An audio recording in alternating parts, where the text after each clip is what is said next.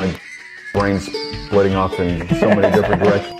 My brain's splitting off in so many different. My brain's splitting off in so many different directions that no one has the answers to. My dad was a shrink. Certain things upset me. And my dad was a shrink. Certain things upset me. And my dad was a shrink. Things upset me. What's the furthest star, and then what's beyond the furthest star? What's the furthest star, and then what's beyond the furthest star? What's the furthest star, and then what's beyond the furthest star? Questions that no one has the answer. I'm Jeremy Greer. And I'm Gary Butterfield. And this is Days of Future Cast, the podcast where Gary and I talk about comic books that are sometimes in the X-Men universe. We are on X-Force 126 as we continue to talk about the X-Statix series. It's been kind of an interesting little time. We've got our team has a special mission, Gary, but before we do that, how you feeling, man? How you doing? I'm doing okay. Mm-hmm. I have a little bit of a headache. Okay. And I took something before we started recording. I'm hoping that it will work. Okay. And I'm sleepy, but that's just because it's before like 6 p.m. You said took something like so. you were taking some illegal headache medicine, like some of the hard shit, like Tylenol 7. Yeah. You know what I'm saying? Yeah. Like Tylenol cosmic strength. Yes, absolutely. Galaxy brain Tylenol is what we're looking for. Yeah. To heal your galaxy pain. It's I have various medical conditions, so I can't take all pain relievers. There's some that I can't take because they interfere. And it's a bummer because all the best ones I can't take. Oh, yeah, that is a bummer. So, there's just one that I can take and it's shitty. So I just ended up like making up for it in bulk. So it's slowly working, and then the coffee I'm working on is helping and stuff. Good. But I'm doing okay. I'm like a physical 6 and like a mental 8 right now. Where I put myself. How about you? What are your stats? Let's see, wisdom like 12. Let's go with that. I'm okay. Like I'm feeling pretty good. I think I mentioned in the last episode that I have an oncoming birthday where I slip into another decade, so you have to start thinking about weird medical stuff that you never thought about before. Yeah, man. And, I haven't had it happen yet, but like you and I could like get together and talk about that whole thing. Days of Future Cast is going to get real fun in a couple of years, guys. It's going to become the old men podcast. The prostate special, like, but yeah, like my doctor was like, do you want to do like a pre-exam? And I'm like, what does that involve? And she told me, and I was like, oh yeah, that's easy peasy. Like, let's go ahead and knock that out. Like, let's delay the inevitable as far as we need to. But yeah, like I am okay. Like there is still a hell world. Although we didn't really talk about this, but like I can go Biden 2020. Oh, yeah. Trump's out. Trump's out. It's a little bit like he doesn't think he's out, and I go back and forth on how much I worry about that. Just because it's like that guy has no scruples, and the people he's surrounding with have no principles or anything either. So I just worry that some kind of bullshit is going to happen. But other than that, I'm doing okay. With that, I was very happy that he's sad. Yes. There's an Onion headline about it where it's like news of Trump defeat quickly soured by news of Biden victory. Yeah, absolutely. I'd feel a little bit like that, but honestly, like, it'll get better. I don't like Joe Biden very much, but it will get better. Yeah, I think that it could be dramatically worse. He could have won, like unconditionally won. Dude, yeah, and I couldn't. The thing with me is like I'd have to retire from online because I couldn't handle the takes. Yeah.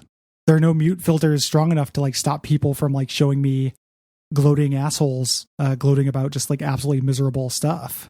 And that's still there. Like that's the worst part is like you just don't see that like as bad because Biden happened to win. I had that weird feeling that you described all during the weekend of just like once it became like once the win was in sight and it became possible. Like that was the point that I was really fucked up about it because like I had being surrounded by Trump people down here, man, like it's a whole different fucking world. It feels like, cause it's just, you hear people and see people post on Facebook that are your friends and family. And they are just so hardcore into this dude that it's just fucking scary. And people like, I've known people for, 20 or 30 years. And now all of a sudden they're like, fucking like they're cult. They're in a cult. They're in the Trump cult, and it's so horrifying. And I was really, really worried that the entire country would be like that. So like that, and then what happened to me was really weird. When Biden started like approaching a win, I was like, oh shit, if he wins, like that's going to be a fucking civil war. Like all of these people are going to jump with guns, and it's going to be, and like that still is possible, maybe, who knows? But like totally. But at least like we have it on paper as like a legit win, even though they're obviously trying to challenge that. So there was like some kind of thing I saw. There was like 7 out of 10 Republicans polled don't think the election was legitimate. Yeah, or something. That's like a terrifying number. Like that's just, I don't know, man. It's still dumb and scary times. And like the thing I keep thinking about is like all those people are not going to go away once this guy goes away. Mm-hmm. You know, it's going to be awesome. Like he's going to not be president anymore. It's going to be sweet. He's going to be sad. But also those people who like him are still extant. Yeah. You know, and that seems like a problem. I don't know what to do about that problem, but that seems like something that's going to lead to bad things. So I don't know. It's just you know, as I get more sensitive, as I get older, it becomes harder. I will say to deal with that shit. The main takeaway, I was pretty miserable living in South Louisiana, driving around before the election and just seeing how many people had the Trump flags out, because I think that's a super weird and creepy thing to do. And that Sunday, like going to the grocery store, I was like seeing all those same Trump flags and going just kind of smiling and kind of cackling inwards of like, fuck your guy, man. Like, yeah. So that's been like the main. Like, obviously, I'm, you know, America, rah, rah, rah, and all that stuff. But, like, the main thing, it just completely improving my mental health, which just now when I see a Trump flag, I don't feel like I'm in immediate doom mode, right? Like, I feel like I feel like, oh, I can laugh at this fucking idiot. So, yeah, maybe that person will be embarrassed and hide their shame. Yeah.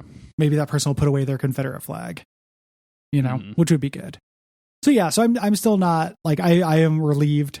I'm still like mildly worried about it because there's just some horse shit. I'll feel a lot better once it's actually done.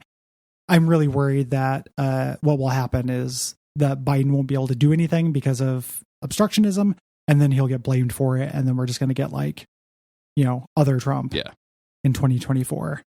But you know, it is what it is. Yeah, I'll take the small amount of like the small amount of like happiness and hope and possibility that I can get right now. I'm not in any position to turn that shit down. Yeah. And like, you know, the transition like, team, like, and we're way off the fucking, we need to get off of this eventually, but like, no, this is very related to the origin of Deadpool. Sure. I guess in a lot of ways, I guess if you really think about this metaphorically, but it is like, as much as I'm like holding my nose and voting for Joe Biden, it's nice to see like a transition team come out and be like, this is our plan for COVID. Like these are the things that we want to put into place. Like just having a reasonable form of competency in the middle of a crisis, I think was going to do a huge amount of help for people's mental health. So yeah, that's going to make a big deal because it's not going good. Like almost every state is uncontrolled at this point. Yeah. So dead girl. Dead girl. So we got this cover, a little something for daddy. We got Nude Dead Girl. Mm-hmm. Show me something in a Nude Dead Girl. And we're going to get the origins. This character, or this issue is kind of from her point of view. Like we're continuing the main plot and intercutting that with flashbacks. Yes. So to catch people up, we're going into space. There's some government-created mutants that have taken a bunch of people hostage on a space station.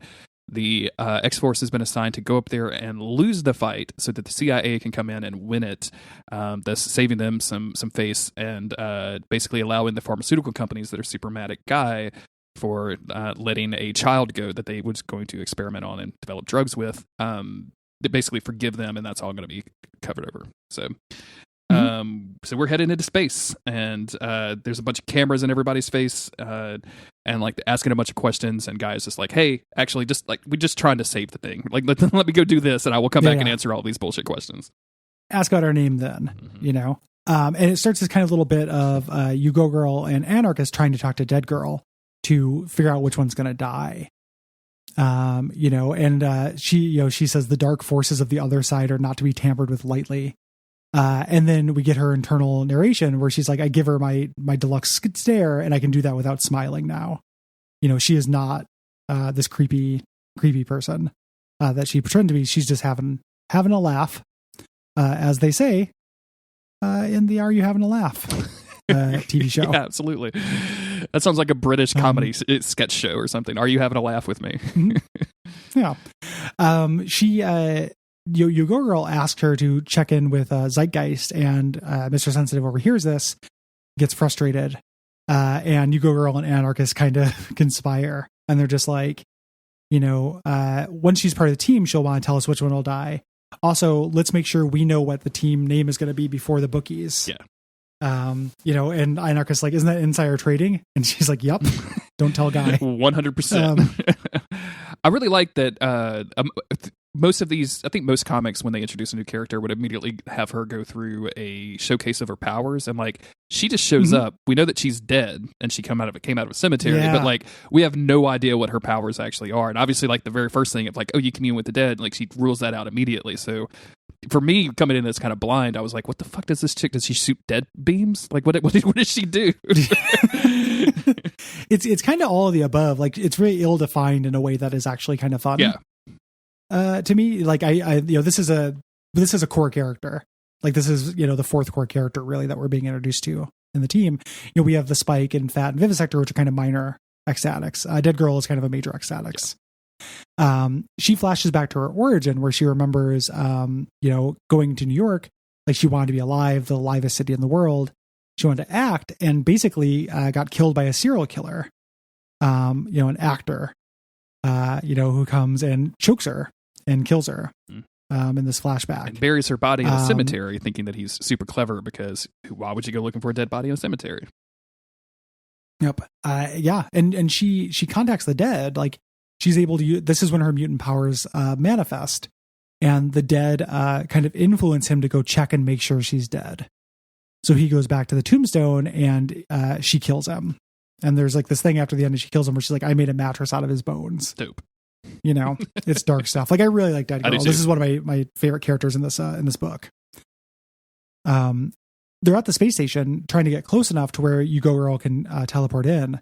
And the Spike notices Miles and Billy Bob holding hands and shoots a spike between them with the sound effect FUD, which I really like. FUD. And this is his, like, this is the development of that plot. He's like, I've had enough of your simpering, like what's going on? Who am I supposed to fight with? He is a homophobe. And Vivisector's like, we're going to wait to tell you about this. But me and Billy Bob have feelings for each other. We're not sure what it means, but we're gay, like we're a couple. And Fat is regretting this. Like, he's like, I don't know if this is such a good idea. There's all this infighting here. The Spike starts like protesting, you're a couple, and he's going to throw a slur out, and Guy cuts him off, like karate chops his neck. Yeah. To stop him from continuing the sentence. And Spike is obviously worried about like how this is going to play out on the battlefield, but then also, Guy's relationship with Edie is brought up, and like they also have special feelings and just been spending special time with one another. And at this point, Dead Girl is like, so we're gonna. You really plan on actually losing to all of these people? And he's like, plan on it. Like, I don't think that we're going to in competition to win. Like all they're doing is yelling at each other. Like the team is fractured as a unit. He's like, you don't have to worry. You're already dead. We cut over to them with the people on the space station, the crew, like the space station that was supposed to train the Bush Rangers. And they're incredibly celebratory. They're like, oh, we thought the world had forgotten about us. Can you make out this autograph to my son? He has all the X-Force trading cards, and they're like, do you know where the aliens are? And she's like, maybe somewhere in the space station, as they head off. And then we see, the camera sticks with them as X-Force heads off, and they are shapeshifters. They are the aliens. Yeah. And we should mention that our perspective changes here.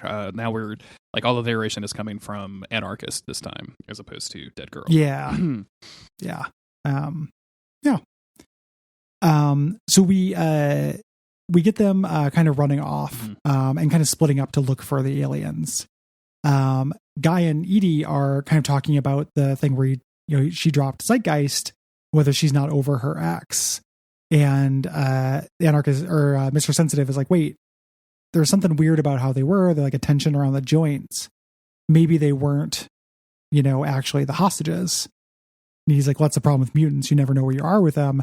They head back to where these aliens, the Bush Rangers, have attacked the remainder of the team. Spike, the Anarchist, and Dead Girl. And they are being attacked. Like these guys all have mutant powers. They're shooting beams. They all look kind of the same because government issue, I guess. But very quickly, like Dead Girl ends up, Spike and Anarchist. Yeah, they start kind of getting into that normal like competitive nature where they're basically infighting while they're trying to have all of these fights. And the Bushrangers are like, hey, you guys are black. We saw the press conference. Like, you're the coconut, whatever. I can't even remember what he called him now, but the Captain Coconut. And they basically start calling him out the same way that the Spike has been calling Anarchist out and saying that he's not black enough. And this actually like works on the Spikes to the point where the Spike joins the other team for a little while. Yep. Yeah. And he's just like, they're playing this card with him. Like, the Anarchist is saying like, oh, they're like death row, like they're killers. And he's like, yeah, but we were tried and convicted by a racist system here.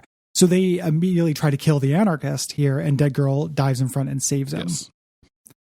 And there's this great like panel here where like one of the Bushrangers like, respect man, you did the right thing, to the Spike, and the Spike bumps fist with him, but he looks really sad because there's the corpse of Dead Girl on the ground smoldering. I don't think that there's anything more satisfying to see than like somebody very sadly bumping a fist. Like it's a very funny action to do depressed. It's just really, really give good. Me something in a slow fist bump, because like it's really hard to resist. Like if you were actually like super sad about something and like somebody came over and offered you a fist bump, like you wouldn't say no, like you wouldn't leave them hanging. No. Like you would do it, but like it's still not going to make you feel any better though. So it's just really great all around, I think. Yeah, it's a really, really good visual, like conveying the emotion through art. Yeah. Here, this little plot with the Spike, how this handles with the race politics and stuff, is something that I think that like I like how Mike Allred does this, but again, I would love to find an essay from somebody who had more skin in the game. Yeah. Like, I think this is a cool story. It is obviously true that there can be people who are people of color who are also sociopaths. Mm-hmm. Like just because there is a racist justice system doesn't mean that's impossible. And that's who these guys happen to be. Like, I don't feel like this is a specifically conservative like take that these people who were murderers after they're experimented on turned into mutants are still murderers. And how all this stuff plays out with the Spike, I think, is really interesting. I do too. Yeah. Over these next couple issues. Yeah. As Spike and Edie are kind of walking back to try to figure out what's going on, they are attacked by the Bushrangers. Mr. Sensitive and Edie. Yeah, sorry. Yeah. No, it's time for, they're just going to do like a normal fight scene where they're just kicking people. And all at the same time, like Edie is like, you cannot possibly be jealous of my ex. Like, he's dead. And he's like, well, that makes it even worse. And she's like, what are you talking about? Yeah. And again, I just love this like dumbass relationship stuff happening in the midst of a fight. It's good stuff. I like how Mr. Sensitive's move in combat is to turn people's heads around. Yeah. He really casually does it while saying, how can you compete with a dead lover? Like just while snapping a neck backwards. And then the next thing, she gets hit and he's stomping on a guy's head while going, Edie. Like just these action poses. Somebody in the Slack was talking about Mike Allred's action thing. Like everyone seems like they're floating in space. Mm-hmm. It works for me so fucking well. Me too. Yeah. I understand it not being kinetic enough for people. Like it's not conveying enough movement. But I don't care. Like I think that it just looks cool. Yeah, it's one of those things where the art just wins me over, and I don't necessarily care about all of the technical stuff, right? Like I think it just looks cool and it looks fun. So yeah. As Edie, gets zapped and she's on the ground, Tyke comes in. He's like, "Is she hurt?" And he says, "I don't know, maybe." And it's like, "Oh, she looks pretty cute like that, all limp and vulnerable." That's not in character. He's like, what are you talking about? Watch my back while I check her over. And he's like, I'll watch your back. Of course, this is an alien because they can shapeshift. Mr. Sensitive notices it and breaks his neck. Mm-hmm. He's like, that's sneaky. And then I love the Anarchist popping in and being like, and illegal. The use of my image is protected under copyright law. Exclamation point. Like imagine the Anarchist and Mystique meeting, right? He's like, I'm going to sue you. And Mystique like, who the fuck are you? I'm in the Brotherhood of Evil. Like, what the fuck have you done? So he pops up. This is the real Anarchist. And he's like, maybe it'd be good if she did die because that would solve the question. Yeah. It would take the heat off us. Like no one has died yet. If she died, maybe it'd be okay. And Mr. Sensitive's like, if I had a choice, I'd rather die. And if you talk like that, I'll break your fucking neck. Mm-hmm. Like he's not having it. And then get locked in this airlock at this point. You think they're trapped, but Dead Girl, we kind of see the first showing of her powers is that she is immortal. She got, blasted apart, and she reconstitutes herself. God, I love this, Gary. This is so good. Like, just the art is really good just here. The floating, all of this floating, the goo coalescing into a woman, and her like outfit is still the same. Like, it's so good, dude. I absolutely love it. And that's over narration of Tyke telling Guy that she died for him, that she took a bullet for him, and then she just shows up immediately after that. and he's Tyke is all about this. He's like, how many times are you going to save my sorry? But like, that's the second time today. So very good stuff. Yeah. So they're saved. They're not going to run out of oxygen. And she answers this, and she kind of breaks down. Like, she's like, I don't know. Like, I don't know anything. I don't know if you're going to die. I don't know if I'm in touch with the spirits. I don't know if I'm alive or dead. I'm not sure who I was. Was I even an actress? Was that a lie? Like, she's scared of, everyone else dying and her just being here alone. Like, she can't die, but she could still be stuck on a spaceship. Yeah. You'll die and your corpses will blow and explode, and I'll just be here in the darkness forever. And then as she's saying this, and like everyone's kind of reeling from it, Edie wakes up and she says, I've got it. I know what we should name ourselves. We should call ourselves the X-Men. And then immediately passes back out again. Super good. Yep. And that's the ending. I'd forgotten how much I love this arc.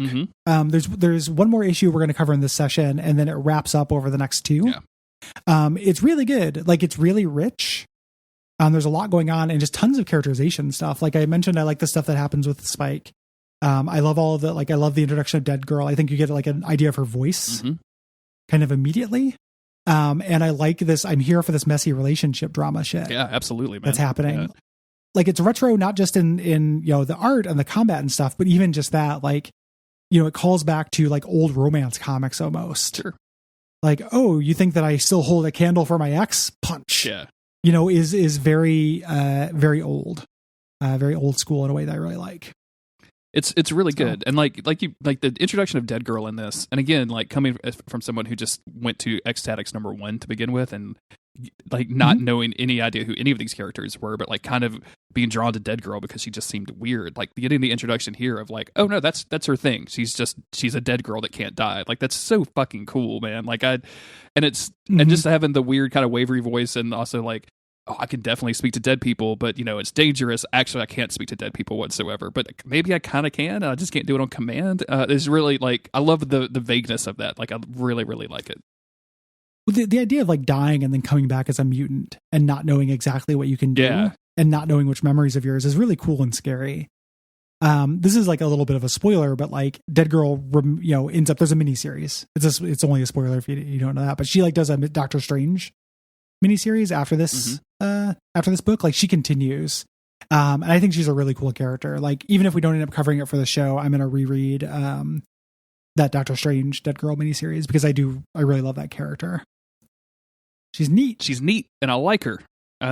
If you like this podcast and you think it's neat, you should go to patreon.com/Duckfeed.tv and patronize us. Give us some money. Give us some cash. You get all kinds of benefits in exchange. You get a lot of exclusive content. You get episodes early. You get access to the Slack channel, so you can come and hang out with people who say that Mike Allred's art is bad. And you can tell them how wrong they are. Just kidding. Nobody's actually said that. Come back us up. This is a weird point for me in the network where I'm consistently warmer on the stuff we're covering than the people in the Slack are. Between this and Venture Brothers, like, I'm just like, this is great, and then like everyone's like, I don't know, and like I'm like, yeah, Ecstatics is awesome, this art is wonderful, and people are like, I don't know, and that's fine. But it's unusual because it's usually the opposite. Like, I'm usually the guy that's like, yeah, Metroid Prime sucks balls, and then people are like, how dare you, I'll fucking kill you. So I don't think the people in the Slack threaten death. That's just the people online. So that's just people on Twitter. Yeah. But it's so opposite of my experience where I'm glowing about things that people are cranky about. Yeah. So it's an interesting time. Come participate in it. Yeah, come hang out, everybody. Patreon.com/ May you Slack at interesting times. Duckfeed.tv. And we'll be back in a couple of days with more X-Force. See you guys.